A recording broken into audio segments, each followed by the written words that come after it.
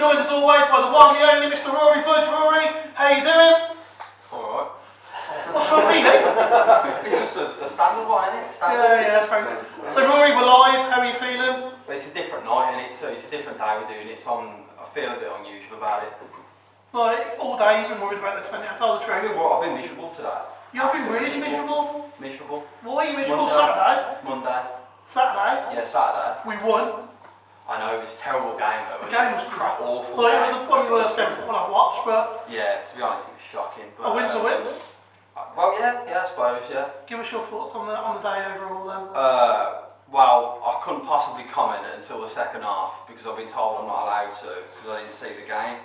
So, because I was on the gate, you know, I've been doing a bit of work on a Saturday night. It is embarrassing. Rory's actually had to start doing work, everyone. It's a shame for him, isn't it? Well, yeah, I mean, I've had to start pulling my weight at some point, didn't I? So. Every time being on the gate, it's nice to interact with the guys as they come in. Yeah, cash is better than card. Is that? I can pocket the cash. You know, it's a bit more difficult with card. Is that why the gates have been lower? It's nothing to do with the fact that less people have been turning up, or just declaring less money. Well, I think it's probably that. It's probably a mix of the fact that people see my head popping out when they're walking down and think, I'll give that a swerve today. Go back up the hill. Genuinely. Maybe, I don't know. You've got that much of a dislikable fact. Maybe I've been turning people away. So next home game, I won't be doing the gate.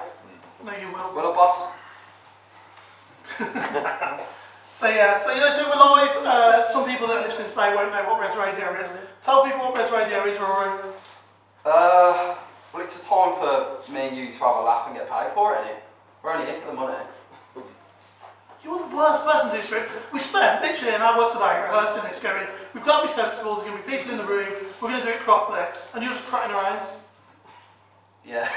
Fair enough. Yeah. So guys, I'll let you know what Red Radio is. So Red Radio was an idea we come up with at the beginning of this year as a way to engage with fans. We wanted to do something a little bit more informal, more of a fanzine, but let the fans know what's going on around the club, and kind of give the club a bit of personality, and hopefully at least one of us has done that. It's our personalities though, and not someone else's. Speak for yourself. Yeah. I'll put my all into this. Do you? Kind of. Oh. So, for those of you that are here tonight, the format is going to be, we're going to go for two halves. In the first half, we're going to welcome the chairman and the manager. We're going to ask them a few questions about the season so far and how things are going. Put some of your questions to them as well. We'll have a small break where we can get some refreshments, and then we'll come back and do the same again with some of the players. First half ain't going to be great then, just like Saturday. What about second half? What's going on second half? Players, have already said that? Oh, another bad second half then as well. Just like Saturday. You might as well go home. You've Proper got one on, yeah? Told you I'm miserable. That's what happens when you're on the come down. Guys, so we're going to welcome our guests tonight. Our first guest joining us is first team manager Matt Clarke.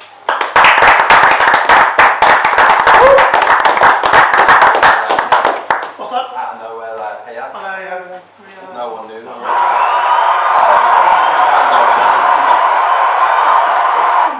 And also joining us now is Chairman Mr. Dave Faulkner.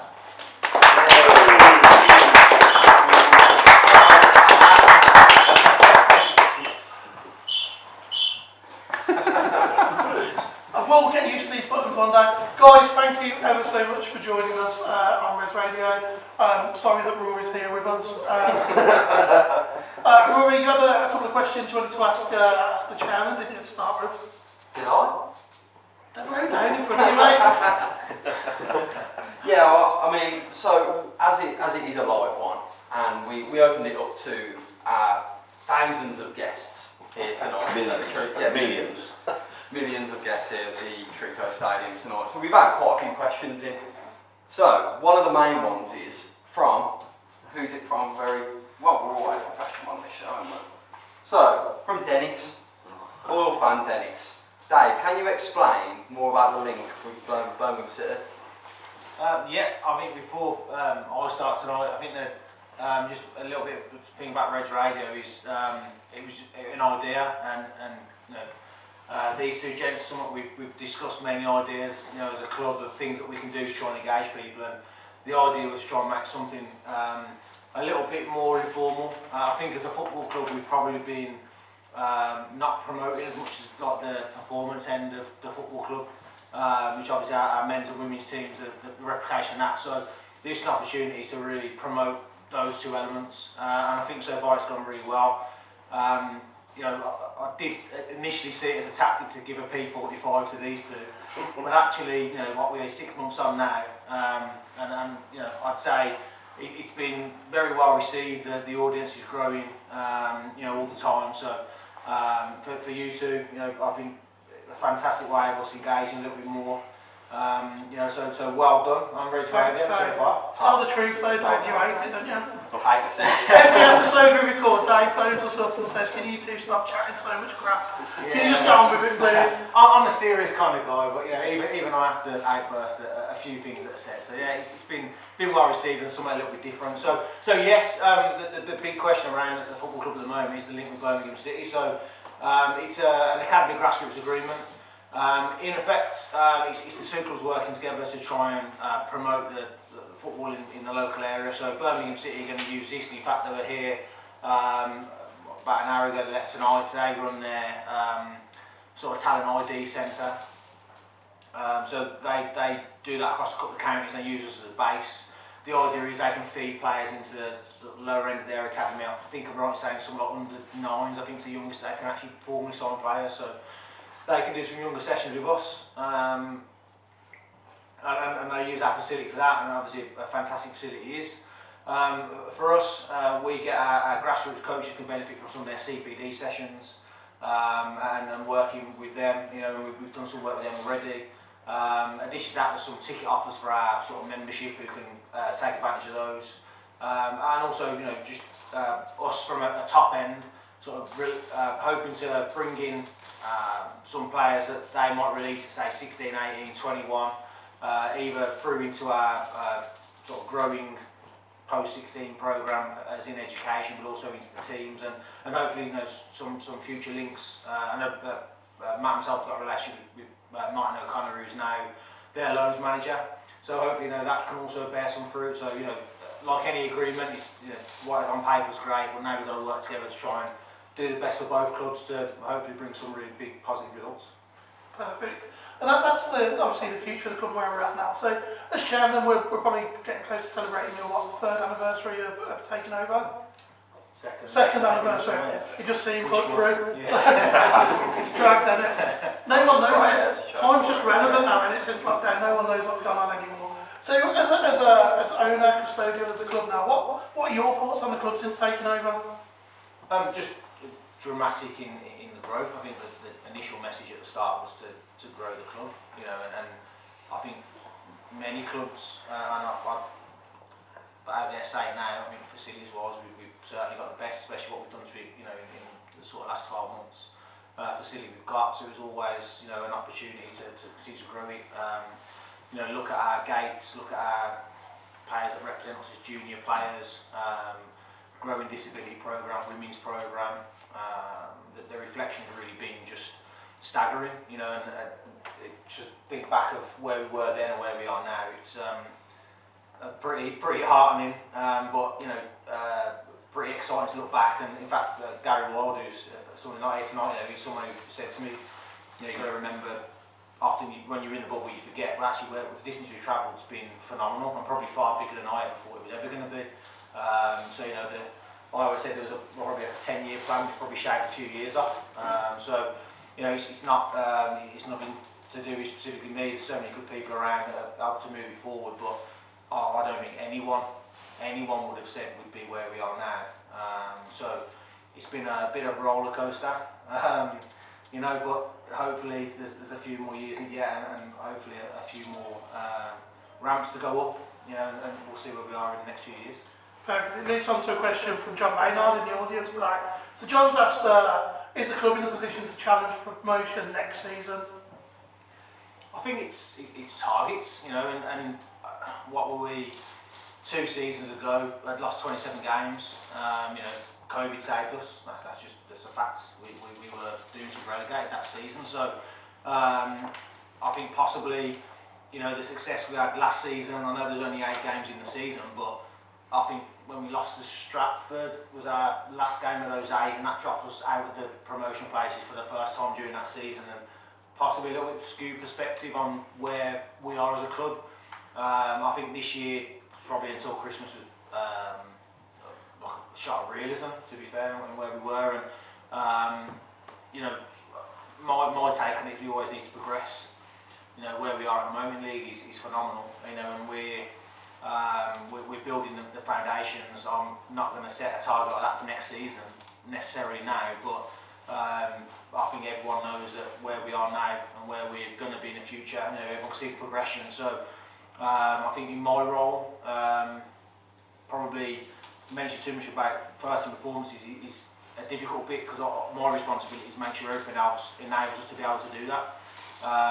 You know, for me, it's fundamentally about the gates. You know, if we can grow them, then that's a great start. So we'll have to wait to see where we are next season. I think with you know, targets and things, it's going to be assessed on where we are next season. So when we sit down with, you know, Wayne and Zeta on the board and look at budgets for next year, you know, you're going to be looking at things like what the gates have been this year, what the bar take, what the activity we've got, what season tickets, what the commercial opportunities are. And I think when you assess all that, that probably then gives us the idea of where we could go, and then it's about maximising it and getting there where we want to be to. But my take has been the same. Football's full of stories of people that push too soon, and I'm desperate for that not to be us. I mean, we're 130 years old this year, and I tell you now, that's a lot of responsibility to carry on your shoulders. That's the thing that keeps me up at night. So whatever we do will be sustainably, but you know, at the same time, where we are now compared to where we were before, it's pretty exciting looking ahead to next season, I'm not going to lie.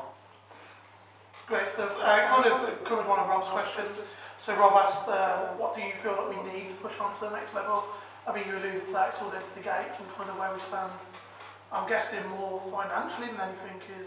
Yeah, it's still the same, it's still a growing club, simple as that. It's all about growing everything we do, all the operations, and putting in a position where we're able to. I mean, let's face it, I mean, I am a massive Marxist, you know, and a lot of things are fundamentally down to money, but you know, more that we can put it, but the more that, you know, the more support we get from the town, the easier that's going to be. Great stuff. So when you first come in as chairman, you literally wheeled the axe straight away and sacked the manager during pre-season. You know, probably not an easy decision to make at the time with the uncertainty around the club. I think it was pretty easy actually. I mean, the decision was easy, but do we dream with step 6 clubs and we're getting beat by Sunday League club teams? But no, so you had to make that decision. It was obviously it would have been hard at the time with the unsettlement around the club, and you brought in the man next to us, Matt Clarke. What made you go for Matt? Why was it Matt that you brought in? Yeah, I mean, to be fair to Wayne, you know, I think he had other things on which we couldn't announce at the time. But I mean, he found out his partner was pregnant again, so you know that was a big challenge. I think he struggled maybe with the time element of that. You know, and in the time, you know, he was fantastic, and you know, I'm hopeful that in the future he'll carry on, you know, doing bigger and better things in management. I think the professionalism he showed was fantastic. That said, you know, it was a poor pre-season. It was about, you know, hard to probably look back now, but again, you go back to we'd lost a number of games. You know, we had a poor pre-season. You know, it was probably a tough gig to possibly try and sell. You know, and the future probably wasn't looking rosy. So at the time, you know, we got a few people from the club around the table. You know, past player Trevor Whittingham, Secretary Alan Wolf,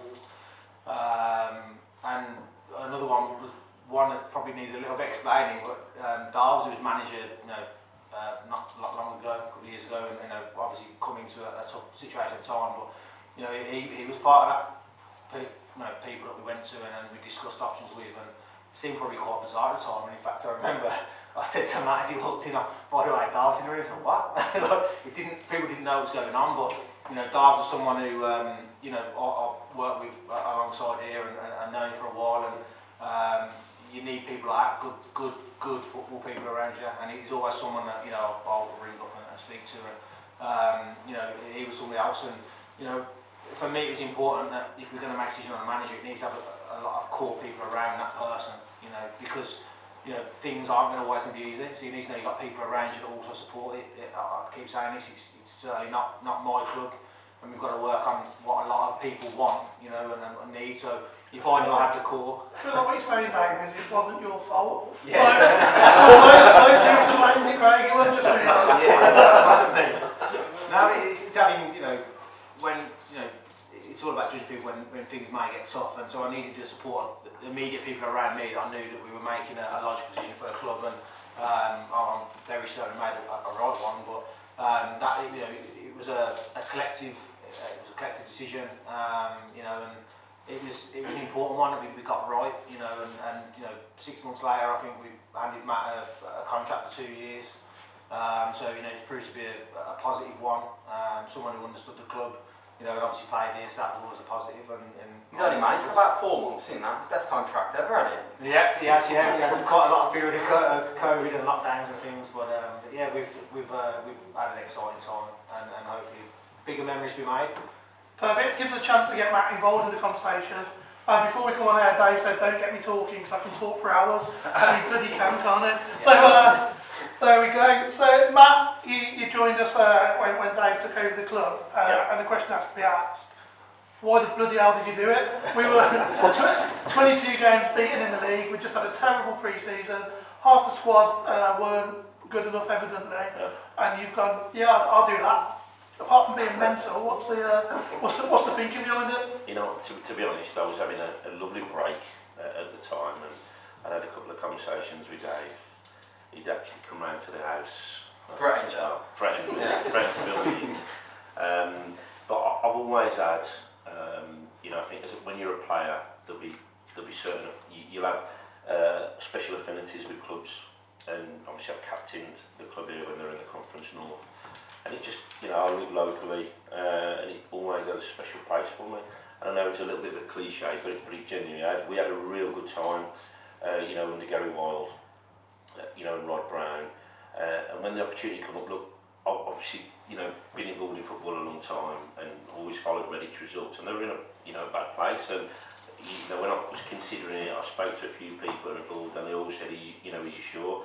And the reality is, I've known Dave for a number of years, even work, and if it was the previous chairman who actually worked under when I was assistant manager with Paul Smith, I wouldn't have, there's no way on earth I'd consider it, because it was almost like a poison chalice. But I sat down with Dave, he told me about the vision of the club, and obviously at the time the club weren't in the best of positions. Dave had just taken it on, but I looked at the bigger project, and it really excited me, and I think on the back of that I decided to take the job, and I've really enjoyed it since. Hereford weren't available either, was it? No, they weren't. No, they weren't. Why'd you have to do it? It's not what we've been here otherwise. It's all going nice, and it's going quite nice and swimming there, and you pipe up. So what are your thoughts on the season so far? It's been a bit of a roller coaster, hasn't it, really? I think, as Dave touched on, I think we probably overachieved in the short period last year when I think we were sixth when the season was curtailed. So there was naturally a lot of expectation, but I think it was unrealistic expectation because of where we were in terms of the results-wise. We went out there and we recruited players, and and I'll always be honest, I've always taken full responsibility. The recruitment wasn't good enough, and we went into the season very young, and the dynamics were not right. Hence why we started. Obviously, we won 2 out of the first 3 games, but after that, we went on a really, really bad run. We were out the FA Cup early, at the first hurdle, and the season was really going, wasn't going according to plan. Exactly. So we got through to about Christmas time, and things weren't looking good. What were your thoughts around that period? Me and Dave have, we probably have a different relationship to many manager chairmen. I think that's fair to say. We speak a lot of times every day, and we've always been honest with each other. And I think Dave, spoke to me after the Stourbridge game. We had a real good heart-to-heart, the Stourbridge and the Banbury games, and we just sat down and we looked at it and we assessed where we were and the squad that we had, and we knew we needed to make a few changes. It was simple, and what we did, me and Gary, Dave, Wayne and Zita, we sat down, we identified areas that we were weak, and to be fair, the chairman backed me and said go out and get the certain players. We said that we're probably 3, 4, 5 players short of being a team where we could really kick on. and that was evident in the results. And we made changes, and we brought again 4 or 5 players in, a little bit more experienced. We managed to get obviously Jack Byrne that fit as he has done the last 3 or 4 games, and we haven't looked back since. Great stuff. You mentioned there Gary Royal. Obviously around that time Gary's come into the dressing room alongside you. I'm going to say it's probably not coincidental that's when the form changed. What's Gary brought to the dressing room? Look, Gary's an outstanding football person. I was fortunate to work with Richard Sneakers before, but they're two totally different people. And Gary lives and breathes football. He's got an unbelievable knowledge of the game. He's not worked at this level. I think he's probably not ever worked at this level. He's been working the last 10 years at step 1 and step 2, managing or assistant, and his network of players is vast. We can't afford the vast majority of them, to be fair. We've knocked the door to Dave on so many, but what he's done, he has brought that professionalism and the knowledge of players from high levels, and hence we got Jack Byrne, the captain, because of Gary's relationship. It wasn't me. Obviously I'm the manager, and I trusted Dave, and he gave us the opportunity to bring him in, but it was Gary, and he's been an absolute huge influence. Some of the players that we've got now have worked with him previously at high levels, and he just commands a lot of respect. Great stuff. John Maynard's asked a question. I think you've said we've brought in some players, we've lost a few players. His question is, can we now see a more settled side going forward? Yeah, and I'm aware. A few people have spoke to me and said that there's been a huge turnover of players, and and there has. And I think any successful team, if you've got any ambitions of challenging or being a successful team, there's got to be that consistency. You look at the teams in our league, your Banburys, your Rushells, they've pretty much had the same team throughout the season, and they had 1 or 2. We got the recruitment wrong. To be honest, the recruitment was wrong in the summer. And I think moving forward now, and certainly for next season, what we'd hope to do is get a very settled team, and then maybe add 1, 2 or 3 players, better players, that little bit of quality moving forward, and you won't see a mass exodus then of players and a huge turnover. Great stuff. We've talked about players coming in, players going out as well. Dean's kind of asked the question here about, is there any players that have left that you felt like went too soon, you maybe could have got more out of? I probably know who he's alluding to. No. Yeah. Who we do I'm going that? to say Key Day. Do you regret losing Key Day? Not at all. Okay. Not at all. And I'll explain the reasons why. We made a decision in the summer to invest. The club did in the VO system. So we get every single game is obviously filmed. We've got a data analysis guide. So a lot of football now is stats based. And what happened with the Kieran Day, when I first came into the club, Kieran Day was outstanding for us. He jumped up from step 6 to step 3, which is a huge jump, and in those 8 games, arguably our best player, absolutely. And he's a real good, talented boy, and a lovely kid. But what had happened was based on the recruitment, we conceded more goals from set plays than any other team in the league. And each player, there's a foul count, and Kieran Day's foul count was double anybody else's. So obviously we spoke to all the players about the need not to give away fouls. We were punished.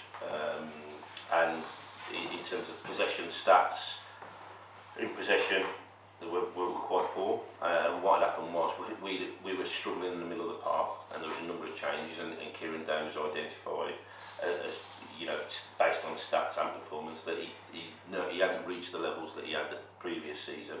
So we brought in a couple of midfield boys, Jack Byrne, Robbie Bunn over the Christmas period. And what happened with Kieran Day was he was on the bench for 3 games. They were the Peterborough game, Rushall game, and 1 more, Bromsgrove. So we won 1 and drew 2, where Kieran was on the bench in those 3.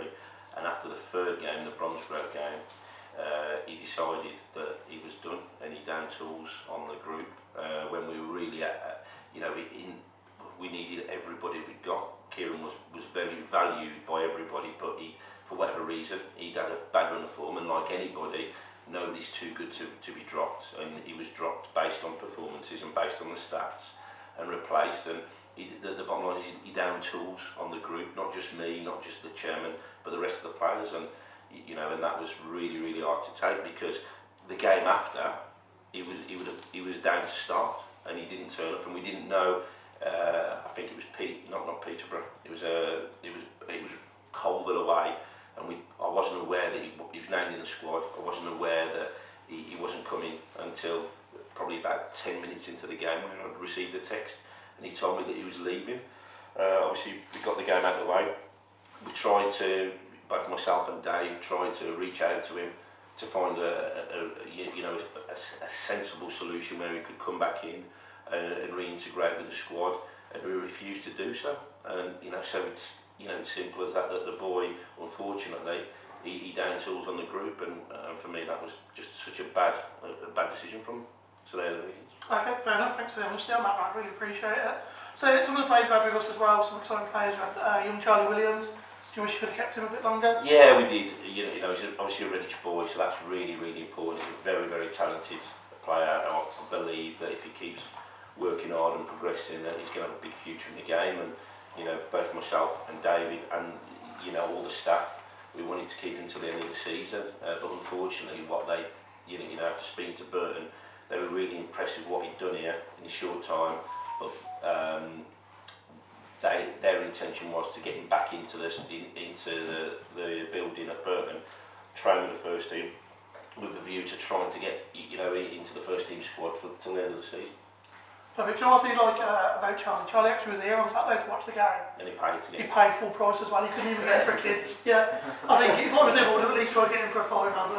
No, he paid full price and come in. So fair play to him. And if he is listening, because I know he does listen to the podcast, thanks for your service, Charlie.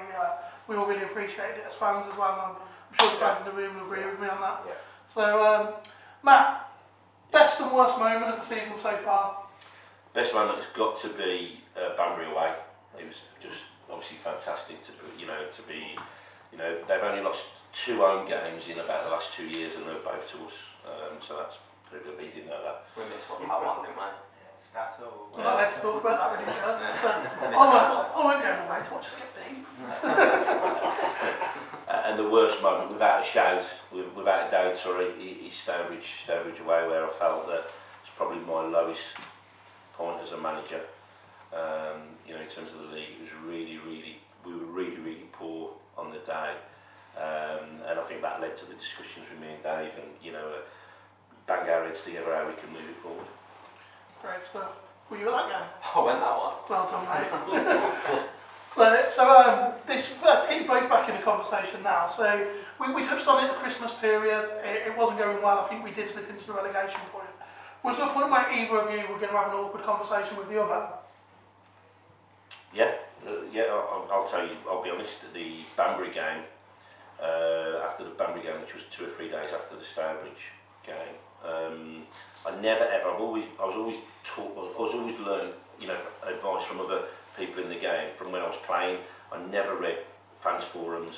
Never ever done that. Even when I was doing well as a player, I wouldn't read it, because I'd always know that there'd be something on there that would be negative. And then when I went into management, exactly the same. When I was manager at Alzo in town, and I think we went 30 games unbeaten. We were on an unbelievable run, and there was still a little bit of negativity even when we won. So I thought, right, okay, I made the decision then that win or lose, I don't look. And after the Banbury game, I'd actually, we conceded 2 goals in about the last 5 minutes, and I actually thought we did all right. I then watched the game back, and we didn't really lay a glove on Banbury, even though they're going to be the champions. And that night, about 11 o'clock, I sat down on I think it was a bank holiday, in my pyjamas with my cup of tea about 11:30, and I read the comments on Facebook, and I was taken aback. And I live in Bromsgrove. I got in the car at about 11:45, really upset, to be honest. There was a lot of criticism, a lot of people questioning me as a manager. A lot of people were saying on there that they wanted me to, they felt it was time that there was a change. And I got in my car, drove down the M40 outside London about 1 o'clock in the morning. I rang the first team coach, Kieran Jackson, and said that I think that's me done, that I'm going to resign. And to be fair, he convinced me, you know, not to. I spoke to Gary Wall, the assistant, and I just felt that, you know, I put everything into it, and I felt maybe it's time that the club needed to go in a different direction. But they both convinced me that no, that you know you're good enough and you can turn it around, but we do need to make a change in terms of the personnel, because if we keep the current squad and we don't make the changes, then the results wouldn't change. And then obviously me and Dave had a conversation following that too. Would it have made your job any easier if you'd handed his notice in, Dave? Hell no. So what were your thoughts around Christmas? Obviously, like we said, we were sat in relegation, things weren't going that well. Was the thoughts of it? Bottom but one. Bottom but one, there you go. Yeah, things weren't great, but it never really approached me. People that might have said something would have got shut down pretty quickly. But clearly things weren't great, and again, I'll go to the point Matt said. I've actually got quite a bizarre relationship in that. We're not like a manager and chairman. It's not. So Matt says, well, we should be X, Y, Z. My initial response is, well, what can we do about it? Like, how can we help? I kind of mate of mine. His dad works for BT, not HR, and I said, like, with any sort of management role, it's not so much what you can get out of them. It's your job is to sort of facilitate them. So it's like, right, and what can we do? And then I read my notes on Saturday. It was an important message. The notes you made just plaster all around the bar. Yeah, that's the ones. Yeah. How many trees got chopped down for that? Well, It was pretty though, wasn't it? It looked good. It looked very good. Yeah. Spent the solid 10 minutes doing I thought he printed me in black and white. It would have sounded like 4K prints, but no, don't well. And then it was clearly we needed to make an investment, and myself, Wayne is it, and Matt.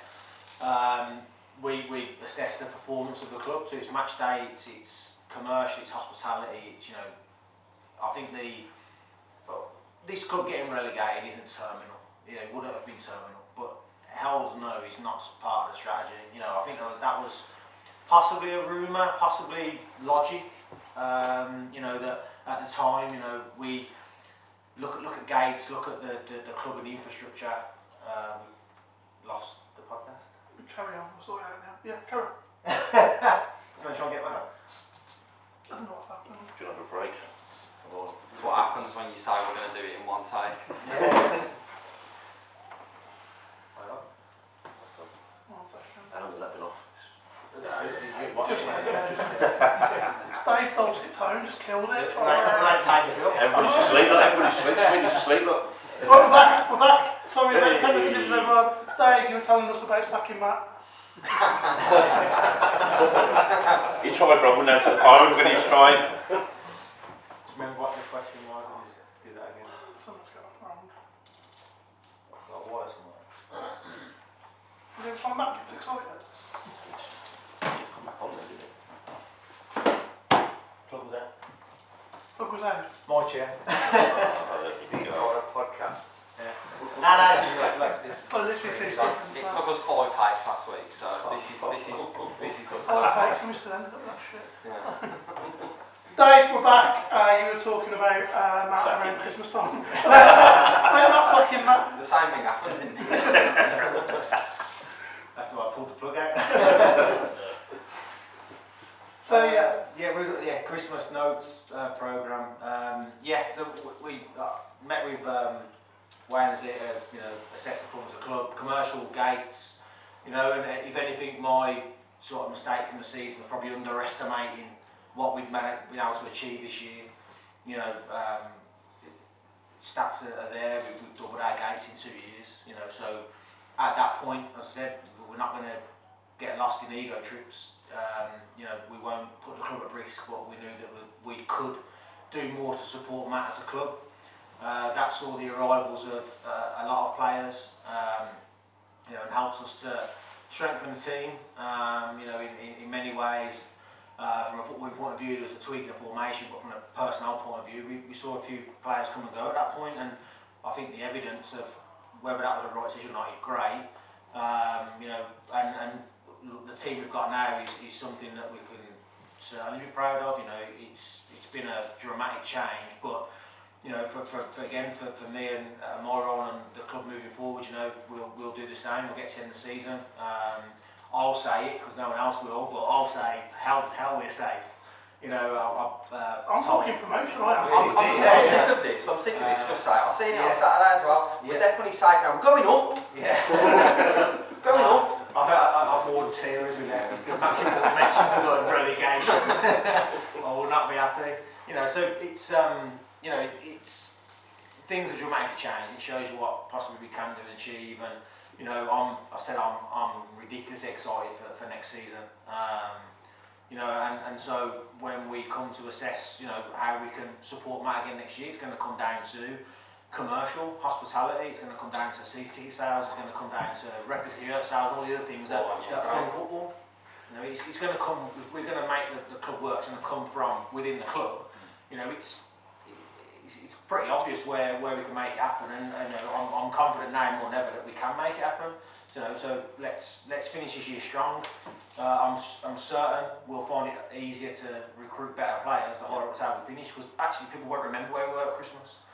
I mean, you look at like the season's table, you'll see where you finished that year. So let's really finish strong. Let's have a big effort during pre-season, in developing the momentum, and then let's see where next year takes us. I've got two more for you though before we go. How much more of a budget could Matt have if he stopped breaking tactic boards? I'll let Matt explain that. we have plenty of tactic boards at the football club. Matt just won't use any of them. And the second one, how much does the club need a cup run next year? Next question. I know the FA Cup, I know we talk about it all the time. We're desperate for it. We've won one FA Cup game in 11 seasons, which is ludicrous. I know that. I also know exactly what our FA Cup history is, because I've paid someone to write an FA Cup history for us. I thought you were saying that's Dennis. Dennis knows everything. This goes back to 1893, which was the first year we entered the FA Cup. And if I remember rightly, it was something like, we might have won a game, we were meant to, I'd have to check this, something like Drew Hensford. And as was normal at the time in the 1890s, it was like, nah, we can't afford to get that far, we pulled out. And things haven't got much better since. We've had, I think 2 years we've got to the first round. I'm a big traditionist, I know my history, and I've learnt about it, and I know that in 1893 and up until a couple of years, that we've been half decent, we've been pretty poor, and so we're all well aware of what we want. The FA Cup for a football club is like a lottery ticket. If you have a go in the lottery and you lose, you don't go, oh no, I've lost the lottery. But that's, as a football club, that's what it feels like. It has done for me for the last couple of years, and I genuinely thought I could have been some sort of spark to maybe change that, but ultimately I couldn't. So.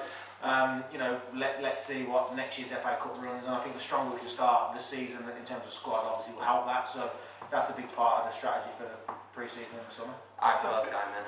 Even the optimist, Jim. Pass it to you tonight, yeah. So, Matt, one last one for you before we go to the break. We all love Nuneaton. Well, they have 6 clean sheets, and Sweeney goes and knocks one in after 4 minutes. Yeah. Ha ha. So, can you tell us what you really think of Tactics Sport Terror? What I'm saying is 9 points above, mind the gap. Simple. Perfect, thank you very much. Guys, we're going to take a quick break, get some roll, sorry. Just before we finish, lots of people around the club help out, lots of people. Go unnoticed many of the times. Tonight is Ros Wolf's birthday. Ros, if you don't know, Alan Wolf's our secretary. Ros is his wife. Long suffering. Yeah, very much long suffering. She spends most of his time on the phone to me. I'll say that with my wife's in the room, she's also long suffering. It's her birthday today. Ros helps out every match day, looking after the hospitality director's room. Fundamental part of the club as is Alan. So happy birthday to Ros. Happy birthday, Ros. Guys, we'll take a break and we'll be back shortly.